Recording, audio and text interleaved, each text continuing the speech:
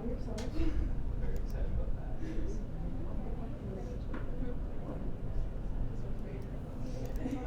It's quizzing you.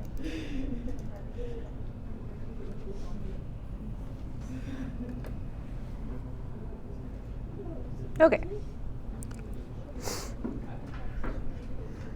I'm going to double check that that's recording. Okay, good. Sometimes if I don't hit the buttons in the correct order, it's not recording properly. All right, well, thanks for showing up for our review. It's a fairly short one. I only received a couple of questions. So I threw in a couple of extra little things there, but we'll go through what people asked about. So as a reminder, this lecture exam is going to be the vitamins and minerals lecture up through Monday's fluid balance lecture. It will not include Wednesday's reproductive anatomy lecture. That's going to be on the final exam.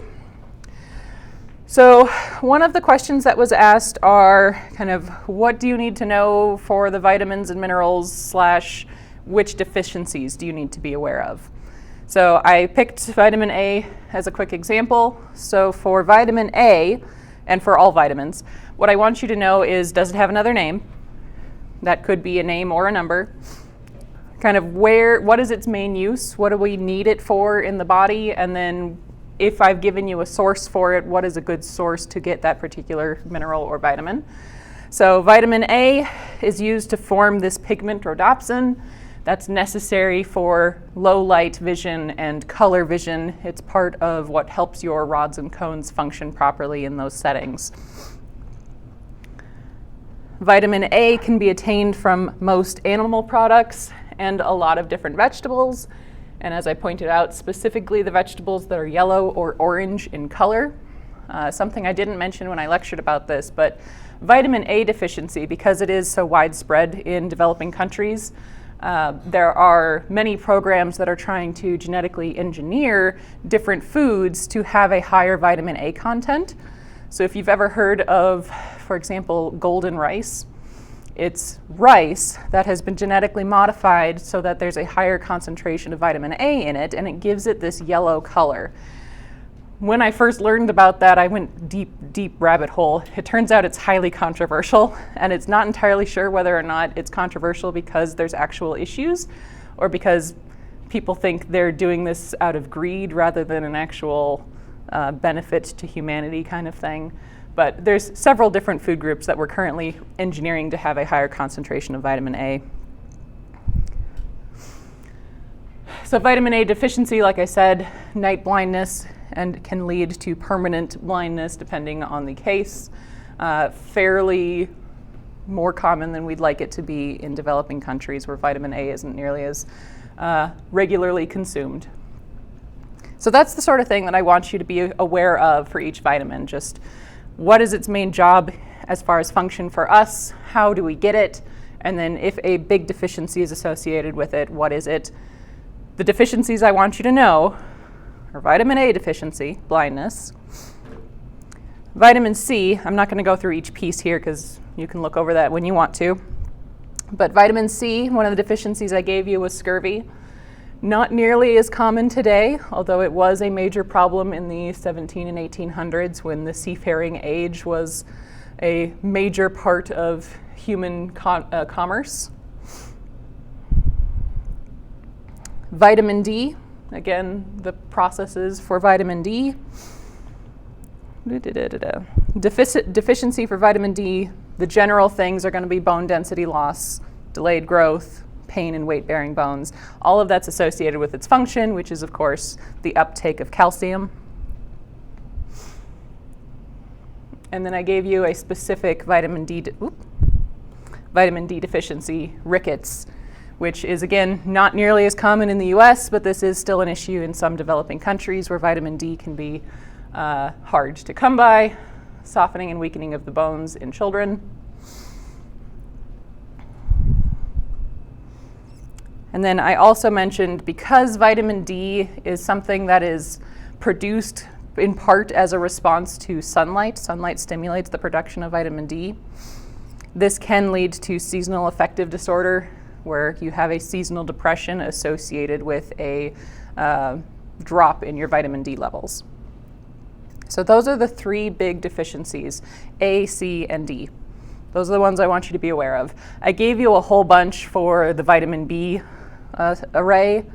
Most of them are very similar. They have the very same types of symptoms, so I'm not going to ask you specifics about those. These are the three that I actually gave you specific things you could pinpoint. Any questions on that? Okay. So just as a summary there, the vitamins and specifically the bolded minerals, I gave you a huge list of minerals. I want you to know the ones that were bolded, the ones that I specifically talked about. Name and number, common sources, primary functions. So for an example, if you use vitamin K, this was the slide for that particular vitamin. Know that it's used for blood clots and is produced predominantly by gut bacteria. We can also get it in our diet through green vegetables. Same thing for minerals. Calcium is needed for bone construction. You get calcium from various food types. Okay. I was also asked about vitamin solubility. So what do you need to know about that? Basically this slide, what this slide says. So the two categories are water-soluble vitamins, fat-soluble vitamins. The differences as far as their retention, water-soluble vitamins stay in the body for less time. That makes sense. If they're soluble in water, they're going to be a lot easier to remove through the kidneys and then pass out via urine. Fat-soluble vitamins are retained in the body longer. Again, that also makes sense. Fat is harder for us to break down. It takes longer for that to be digested, so it's going to stay in the body longer. And then specifically, what groups or what is in each group. So this little chart right here, fat-soluble, A, D, E, and K, water-soluble, all of the B's, and C. Okay, so this slide, vitamin solubility, I do want you to know this. All right, another question was, what do we need to know about nephrons? There's a lot to know about nephrons. I tried to summarize it in kind of three main categories.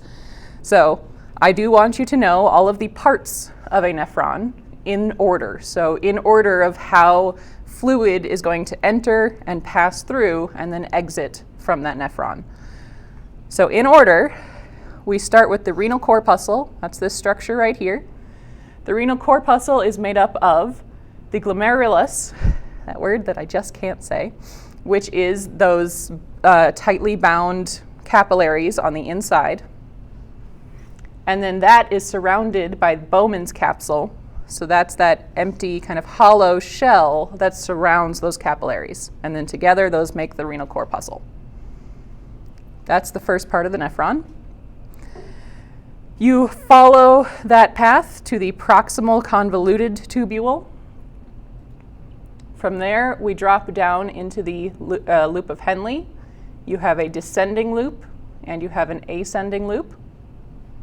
Then you have the distal convoluted tubule, and then the collecting duct. And also be aware what regions of the kidney, what tissue of the kidney each of those structures inhabits. So the corpuscle, both of the convoluted tubules, exist in the cortex of the kidney. Both of the pieces of the loop of Henle and the collecting duct are in the medulla of the kidney. Okay? So those are your structures and where they are.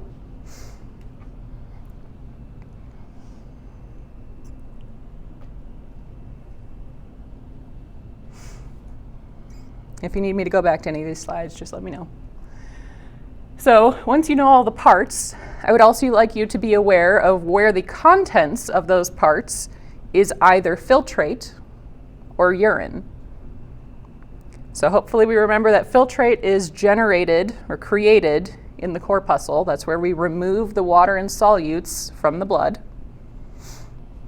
And if I put a little map on here, it is still filtrate through almost the entire structure of the nephron.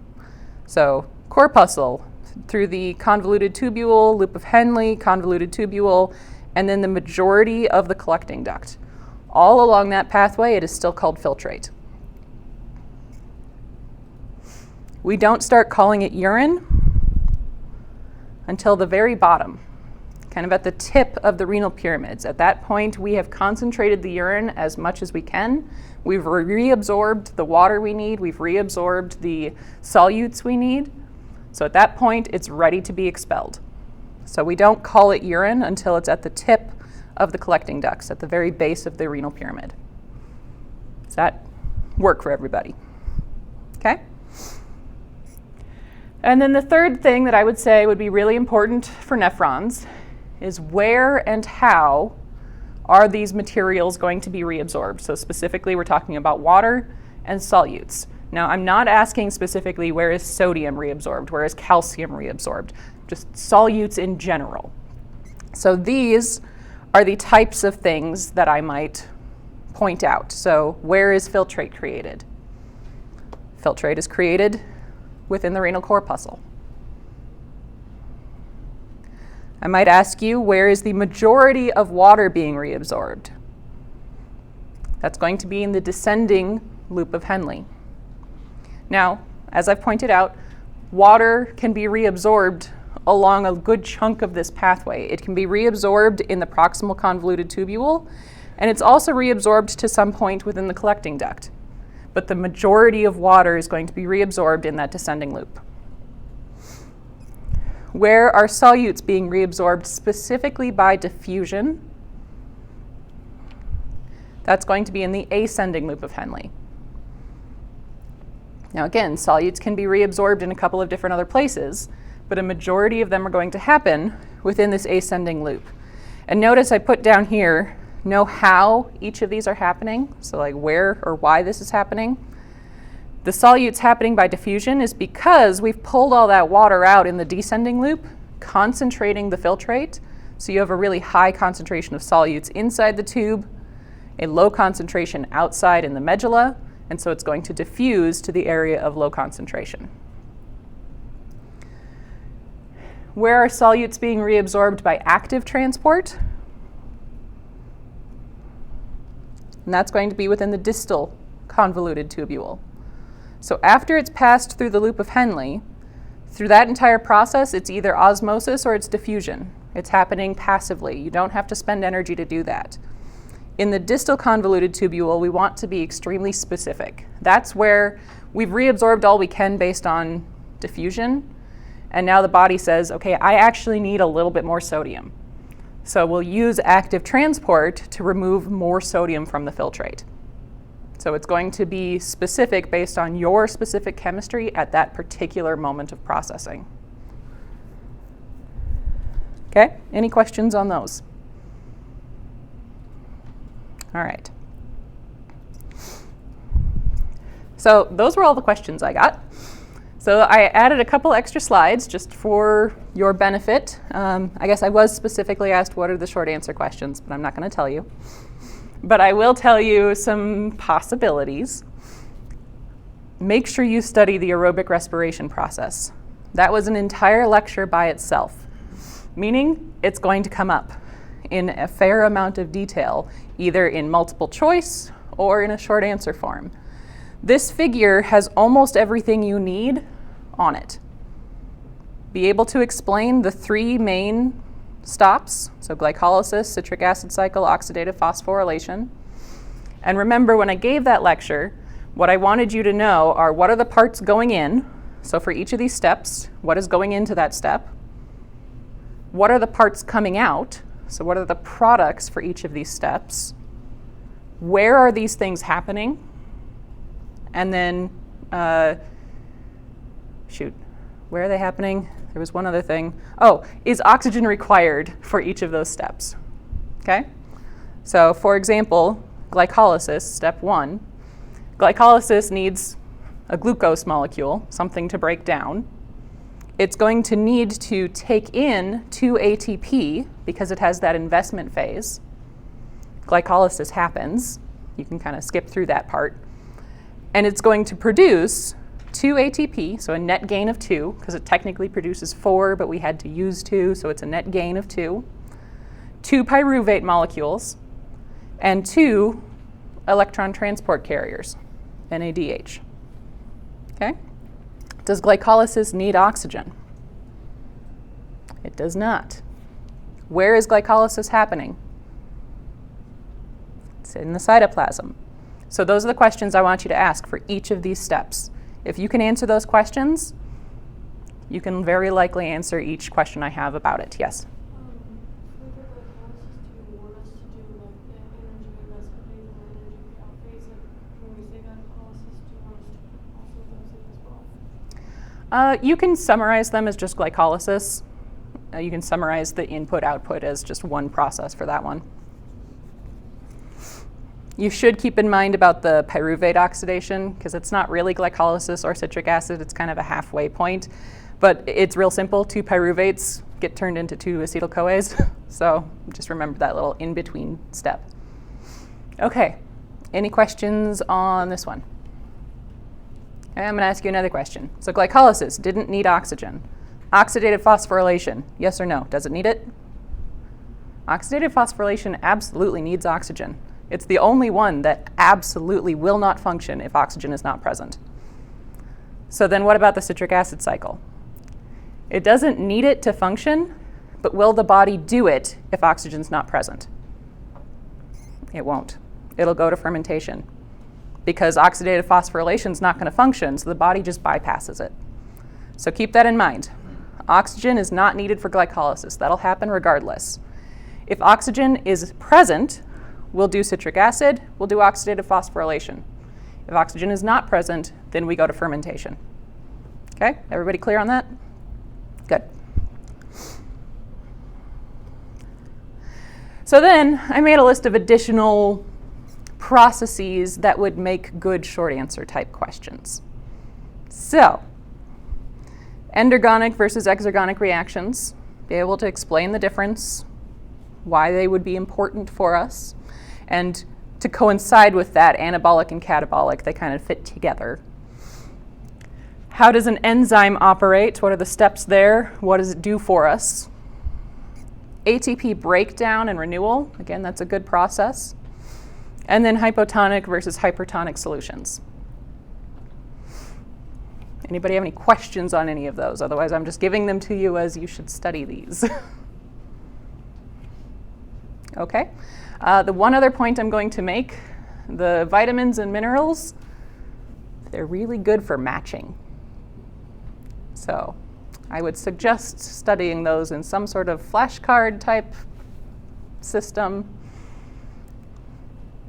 All right, that's all I have for you. So if you have no other questions for me, you guys have your exam on Monday, same format as normal, and then we're going to start on gametes on Wednesday. Okay? All right, I'll be in my office this afternoon if you need me. Otherwise, feel free to send me emails.